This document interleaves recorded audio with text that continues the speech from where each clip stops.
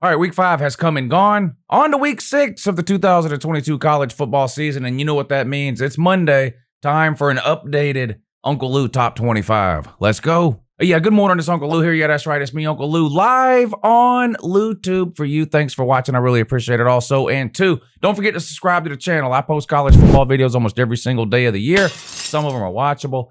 Even the ones that aren't watchable sometimes are worth arguing about in the comments section, and this is definitely one of those. People love to argue about the top 25 rankings. Now, I don't expect everybody to agree with my rankings. Obviously, they're mine, not yours. I do try to explain where I have teams ranked where I do, though. One of the biggest complaints I hear about top 25 polls and rankings, no matter who it is putting them out, is that they don't know why they have this team over that team, or why is this team ranked there and that team's ranked here. Again, I don't expect you to agree with where I have these teams ranked, but at least I try to give you an explanation of my thought process and why I choose to have teams ranked where I do. Let's get right to it. All right, now this is last week's top 25 that you're seeing right now. I like to show you last week's ranking first, so you have an idea of where I started when I sat down to rank the teams this week.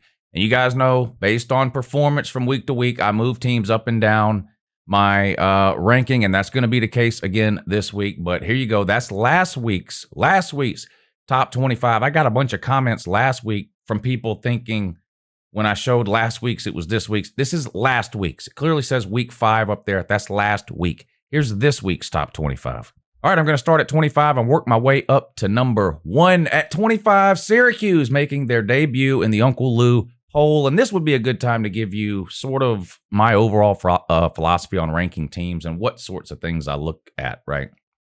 Eye test. I watch a lot of college football games on Saturday. Some of the games that I don't get to watch, I watch all, part, or highlights of on Sunday on YouTube. So I try to watch as much football as I can. And yes, the eye test, in my opinion, has something to do with my ranking, okay? I mean, you watch the teams play, you sort of develop an opinion of how good or not good they are. So it's eye test, right? It's, how many good wins do they have? What good wins do they have, if any? Do they have any wins over ranked teams? When it comes to losses, not all losses are the same. There are good losses and there are bad losses, right? There's good wins and there's bad wins. There's just saying a win is a win. A win is not a win in college football. Not all wins are the same. We understand that, right? There's 130 teams. They don't all play each other. So no, a win is not a win. Wins are different. Who you beat, how bad you beat them, how bad you don't beat them. A win is not a win. Also, something that I think has to matter, and I don't know why, but it seems like this gets overlooked sometimes, your record. If you're 5 weeks into the season and you're undefeated, doesn't that have to mean something? If we're not willing to value wins at all, then what really are we doing? So do I think Syracuse is one of the best 25 teams in the country? No, I don't. I think there are more than 25 teams that can beat Syracuse. But they haven't lost any games. They're 5-0, and there aren't but a handful of teams that can say that at this point into the season. So I've got Syracuse at 25. My ranking, boiled down as basically as I can put it, is my rankings are a combination of what I feel like a team deserves to be ranked versus where they kind of should be ranked based on eye test, right? If you're 5-0, you kind of deserve to be ranked. Where should Syracuse be ranked? Probably somewhere outside of the 25, but they're undefeated at 5-0. I've got them at number 25 in this week's ranking. And some of these teams on last week's ranking that I had like in the 17 to 25 range lost this week, which made it easy for me to bump Syracuse into the top 25 because I had some teams that I could easily bump out, right? At number 24 this week, I've got Washington. They're down from 18 last week. I had them at 18. They were undefeated last week when I ranked them at 18. They took a loss this past weekend, therefore bumping them down to 24. At number 23, I've got Kansas State. I had them at 25 last week, so they move up a couple of spots. They beat Iowa State, right? No, Kansas beat Iowa State.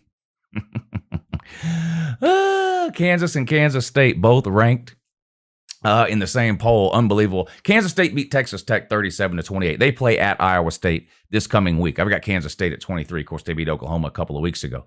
I've got Mississippi State at 22. Mississippi State is a hard team for me to figure out. Now, they sort of got annihilated by LSU a couple of weeks ago, right? But they've been on a roll since then. They won again this past weekend. They beat Texas A&M 42-24. I know Texas A&M is not as good as a lot of people led us to believe in the offseason, and they're very highly ranked in the preseason rankings and polls, and Mississippi State actually drug them this past weekend. But Mississippi State, I think, is a borderline top 25 team. They've got some of their toughest games ahead of them. Of course, they host Georgia late in the year. They still got to play Alabama, so you would imagine Mississippi State's going to lose a few more games. But I feel like at this point in the season, based on what they've done, who they've beat, who they lost to, those kinds of things, it feels like 22 is about fair. For Mississippi State, they play Arkansas this week, so another kind of good test. I feel like Mississippi State and Arkansas are pretty equal. You can see I bumped Arkansas out of my rankings this week. I had Arkansas at 23 last week, but kind of let it get away from them in the end there against Alabama, knocking them out of my top 25. But I've got Mississippi State at 22. I've got LSU at 21, and the reasoning is simple. These two teams have played. These two teams have the exact same record. LSU beat Mississippi State. Therefore, I've got LSU at 21 over Mississippi State. LSU also won this past weekend on the road at Auburn, 21-17, come from behind victory. Auburn was up 14-0 or 17-0 in that game. LSU come back and won. Kind of the second time they did that at Mississippi State. Mississippi State was up on LSU early. LSU scored like 33 unanswered points to end the game and just ended up blowing them out. So kind of the second game that LSU has won that way. Shout out to the Corn Dogs. I've got them at 21. Moving into the top 20, UCLA at number 20. All they do is win. They're like Syracuse. They just keep winning. Why do I have Syracuse at 25 and UCLA at 20? I've watched both of these teams play. I just feel like UCLA is a better team. They had an impressive win this past weekend, in my opinion. They beat Washington, who was previously undefeated, 40-32. Washington, again, you see I have them ranked 24. I had them ranked 18th last week. So UCLA beat who I had as the 18th ranked team, 40-32. That was enough for me to bump UCLA up into the top 20. Again, they're undefeated 5 weeks into the season. Winning has to matter at some point. Do I think they're the 20th best team in the country? Probably not. There are probably more than 19 teams that could beat UCLA. But this is not a power rating. Again, I think this is where some people get confused or just don't maybe understand the difference between a ranking or a poll and a power rating. A power rating is strictly who would beat who. That's it. As far as Vegas odds go, right? So in a power rating, number 1 would be favored over number 2. Number 2 would be favored over number 3. Number 3 would be favored over number 4. Number 4 would be favored over number 5. It's literally that simple when it comes to a power rating. A ranking is not that way. It's a combination of a bunch of different factors based on who's doing the ranking. I ran through my set of factors earlier in terms of how I rank these teams, but I've got UCLA at 20. I've got BYU at 19, moving up from 21. They won again this past week. They beat Utah State 36-26. They play Notre Dame this coming week, so another big game for BYU. I've got Florida State at 18. I had them at 20. I moved them up to 18. They lost to Wake Forest, right? Their first loss of the year. But so many teams ahead of Florida State lost worse, in my opinion. I found myself having no choice but to move Florida State up to 18. I had Wake Forest ahead of Florida State last week. I still have them ahead of Florida State. As you can see, I've got Wake Forest at 14. But I had Washington ahead. I had Baylor ahead. I had Minnesota ahead. I had a lot of teams right ahead of Florida State that lost. So even though Florida State lost, I feel like that's not, losing to Wake Forest like they did is not the end of the world. Wake Forest took Clemson to the wire. I've got Florida State at 18. Kansas, I've got at 17. They have been impressive. To me, of the teams that are undefeated, and it's a huge surprise, so I'm talking Kansas, UCLA, Syracuse, TCU.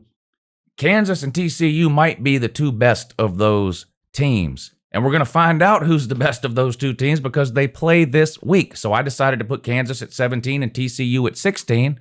They play this week. One of those two teams will be moving up next week. One of them will be moving down. So they play. So if you think I got that wrong or backwards, does it really matter? It's going to sort itself out 5 days from today when they play on Saturday. Kansas beat Iowa State 14-11, like I mentioned, and TCU absolutely humiliated Oklahoma in one of the worst losses I've seen Oklahoma take in a while, 55-17.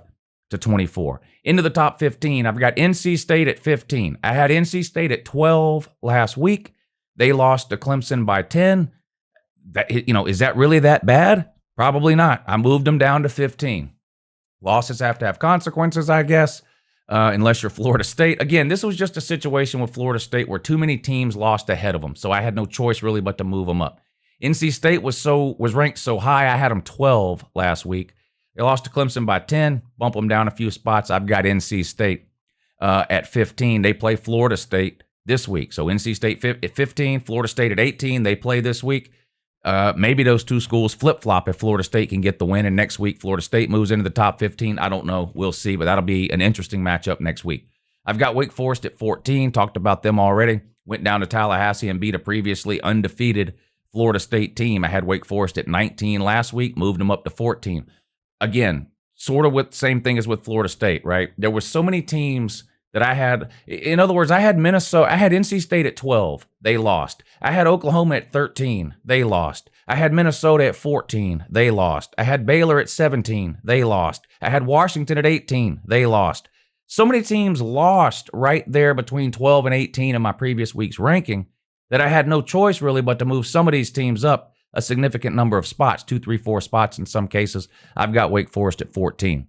I've got Utah at 13. That's up 3 spots from last week. I had them 16 last week, 13 this week. What did Utah do? Well, they beat Oregon State 42-16. Same Oregon State team that was undefeated heading into a game against Southern Cal last weekend in which Southern Cal beat them by 3 points. 3 points. And you see I've got Southern Cal ranked all the way up at 7, so I think Southern Cal is a pretty good team. They beat that Oregon State team by 3. Utah absolutely humiliated them 42-16. I've got Utah all the way up at 13, and then I've got Oregon at 12. I think the AP has Oregon at 12 as well, and maybe even the coaches poll, but they're 11, 12, 13 in almost every single poll or ranking you look at. They continue to roll after taking a beating from Georgia in week 1 where they lost 49-3. But they had another big win this weekend. They beat Stanford 45-27. They play on the road next week at Arizona, so should be a relatively easy win for the Ducks on the road there. Arizona, not a very good team this season. Utah, on the other hand, has to play at UCLA.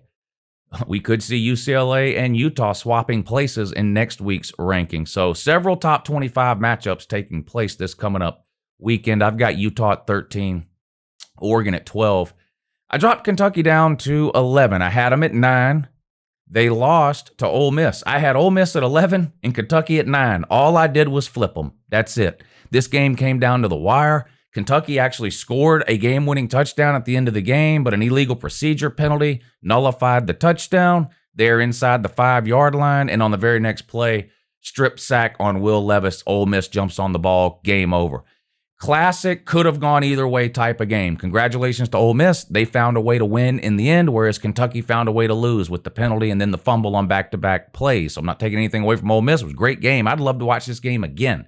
I said it a couple of times over the weekend. If Kentucky and Ole Miss played 10 times, I'd watch it all 10 times. I wouldn't be at all surprised if they split 5-5. But wins and losses matter. I had Ole Miss at 11 and Kentucky at 9. I flip-flopped them, therefore leaving Tennessee at 10. The reason I didn't move Tennessee up ahead of Ole Miss is because I feel like Ole Miss beating Kentucky is better than any win Tennessee has. Tennessee's best win really to this point in the season was considered to be on the road at Pitt, where they won in overtime against that same Pitt team who just lost at home to Georgia Tech in regulation. So that win at Pitt not looking as good today for Tennessee as it looked when it happened. Tennessee has also beat Florida, but that's an unranked team. But Tennessee's got some tests coming up. Of course, they play LSU on the road this coming weekend. They play Saturday at noon Eastern, 11 local at LSU. Tennessee wins that game, they will move up. They might even move up to 7 or 8 if they win that game, depending on what happens around them here in my ranking. But Tennessee's toughest test of the season so far, in my opinion, on the road at LSU. And then, of course, they've got the big game at home the following week against Alabama. As far as Kentucky and Ole Miss goes, Kentucky hosts South Carolina, a game that Kentucky really needs to win after coming off of that loss to Ole Miss. Kentucky's got hopes to, maybe make a New Year's Six game. I think they're a borderline New Year's Six team at this point. It's going to depend, I think, what happens with the playoffs. If two SEC teams get in, maybe Kentucky gets to a New Year's Six game. If two SEC teams don't get into the playoffs, let's say Alabama gets into the playoffs and Georgia gets left out, you got to assume Georgia's going to get a New Year's Six game, and then probably the next highest ranked SEC team, which at this point looks like it might, if season ended today, would be, Ole Miss, Tennessee, something like that. We'll see, but Kentucky's got to win this game against South Carolina. They should. South Carolina hasn't looked great this year. They did win big this past weekend against South Carolina State, but that's a game at home that Kentucky should be able to rebound and win. As far as Ole Miss goes, they play on the road at Vandy, so should be a relatively easy win for them. Moving on to number 8, I've got Penn State. I left them there. Not a great win this past weekend for Penn State. They beat a bad Northwestern team 17-7, but if you watch the game or even the highlights, probably the worst weather conditions you will see for any game this season. The remnants of Hurricane Ian were passing through. It was rainy. The field was an absolute mess. Penn State, I think, turned the ball over 5 times. You couldn't hold on to the ball. It was just an ugly game. I'm not going to penalize Penn State for winning 17-7 in those type of conditions.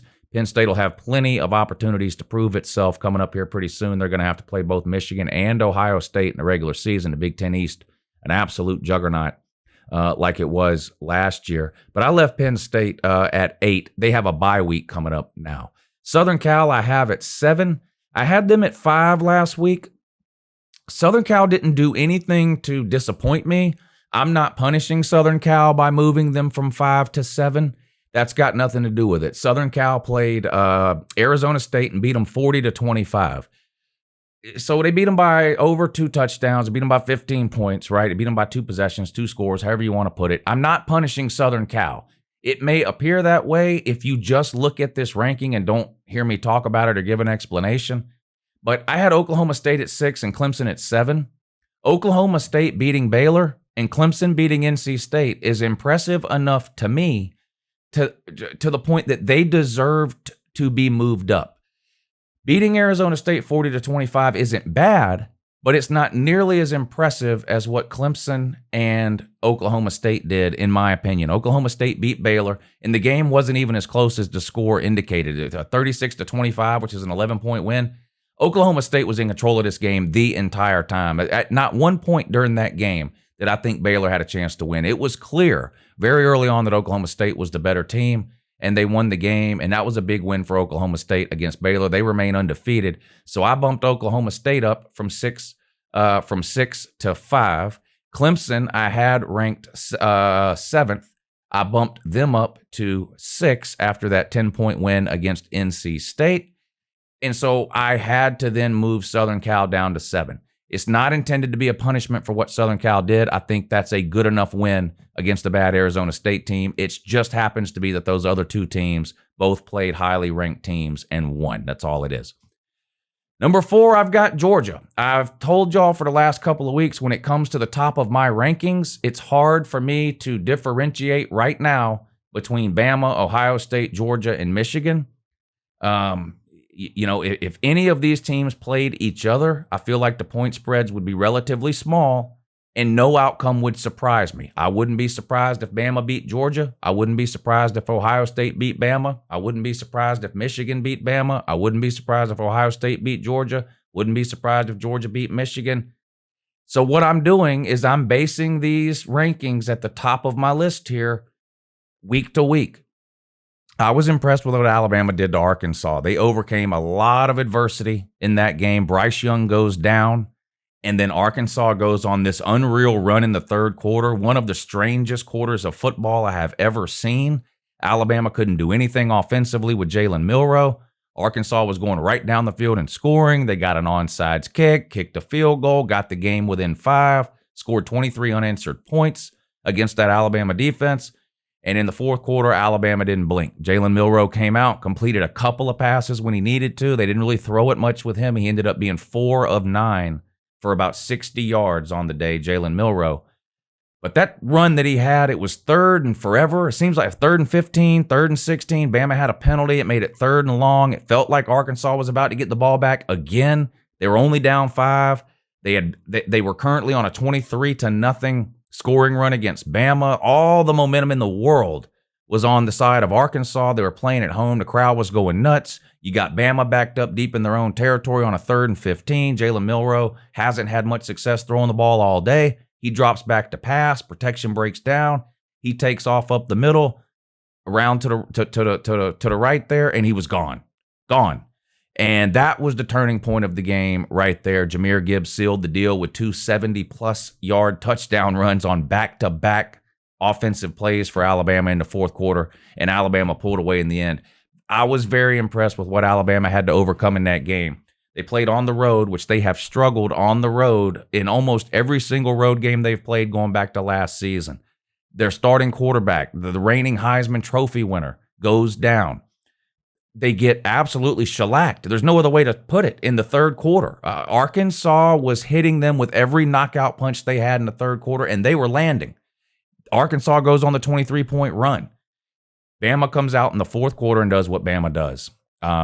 Championship teams, championship mentality, a team that is used to winning, a program and a team that knows how to win. They put their foot on the pedal, and it was over. They absolutely steamrolled Arkansas in the fourth quarter of that game. It was very impressive, sort of the accumulation of all those different circumstances make what Alabama did on the road at Arkansas, to me, the most impressive win of the week amongst the top teams. Ohio State absolutely destroyed Rutgers, but Rutgers is a terrible team. Again, I'm not punishing Ohio State. Ohio State didn't do anything wrong last week. They did exactly what they were supposed to do, which is go out and beat a really bad team 49-10. Again, I'm not because I had Ohio State number 1 last week. Devastating win against Wisconsin where Alabama had played Vandy, right? What Ohio State did last week to Wisconsin was better than, in my opinion, more impressive than what Alabama did to Vandy. I explained that last week. It's the same thing this week. Alabama beating Arkansas on the road, to me, much more impressive than what Ohio State did to Rutgers at home. Doesn't mean Ohio State did anything wrong. Ohio State may be the best team in the country. This isn't a power rating. This isn't me telling you I think Alabama would beat Ohio State, or that Ohio State would beat Michigan, or that Michigan would beat Georgia. This is not a power rating. This is my ranking.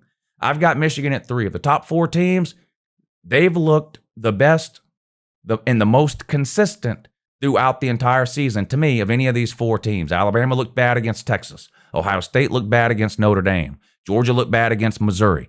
Michigan has not looked bad. Some people are pointing to the Maryland win as a bad win. Maryland's 4-1. Okay? I'm not sitting here trying to convince you that Maryland's a top 10 team, but what Michigan did to Maryland, beating them 34-27, is much more impressive than what Georgia did to Mizzou, beating them 26-22, where Georgia didn't even score a touchdown in that game till the fourth quarter. Never led in the game till the fourth quarter. Michigan led the entire game against Maryland. Michigan was more impressive to me this past weekend, and I think to anybody with a set of eyes, than Georgia. And because my criteria for ranking these teams at the top are who played better this week, I moved Michigan up to 3. I had Georgia 3, Michigan 4. Now I've got Michigan 3, Georgia 4. I had Ohio State 1, Bama 2. Now I've got Bama 1, Bama 1, Ohio State 2. It's not a punishment against Ohio State. It's rewarding Bama for what they did to Arkansas. It's punishing Georgia for struggling against a bad Mizzou team, and rewarding Michigan for consistently playing good football this season. That's all it is. Georgia could beat Alabama if they played tomorrow, for all I know. Michigan could beat Alabama. Michigan could beat Ohio State. Georgia could beat Ohio State. Alabama could beat all of them. Ohio State could beat all of them. That's not what I'm saying. I'm not predicting games here. Those are just the criteria I'm using to rank these teams on a weekly basis. Again, you don't have to agree with my rankings, but at least I'm doing the best I can to explain to you why I have teams ranked where I do. Coming up this week for Alabama, who do they play? Well, that's a great question. They play Texas A&M in the Nick Saban versus Jimbo Fisher Bowl. Most people are expecting this to be a blowout for Alabama. My gut tells me Bryce Young doesn't play this week. My gut tells me Alabama holds him out in hopes to get him ready for the following week when Alabama has to go on the road to play Tennessee. We'll see. So as of right now, Monday, I feel like this is going to be the Jalen Milroe show for Alabama against Texas A&M. That'll probably be enough. Texas A&M is in a tailspin. Ohio State, they play on the road at a struggling Michigan State team. I think everybody knew Michigan State was going to take a step back this year. Not sure we knew they were going to take this many steps back. They look really bad. Ohio State should dominate that game on the road at Michigan State. Michigan, what do? They have to go on the road to Indiana, a game they should win. And Georgia hosts Auburn A team that, is Brian Harson's just kind of the knife hanging over his head, just waiting for him to be fired. When's it going to happen? Nobody knows. They lost this past weekend to LSU, but it was a close loss, 21-17. They come to Athens to take on the Dogs, and as of this morning, Georgia's a 29-point favorite in that game against Auburn. Betters beware on that one, is all I can tell you. Weren't we a 28 to 30-point favorite over Mizzou? Yeah, and won 26-22. A miracle comeback win in the fourth quarter. So betters beware on that Georgia game this week. Georgia, a huge favorite. The line opened at 20. This is what's even more weird. The Georgia-Auburn game, the line opened at 24, and people have actually bet it up now to 28 and 29. I'm surprised. But Georgia hosts Auburn. There you go. The Uncle Lou Week 6 Top 25. Make sure you let me know down below what I got wrong and tell me what you would do to fix it. Have a good morning.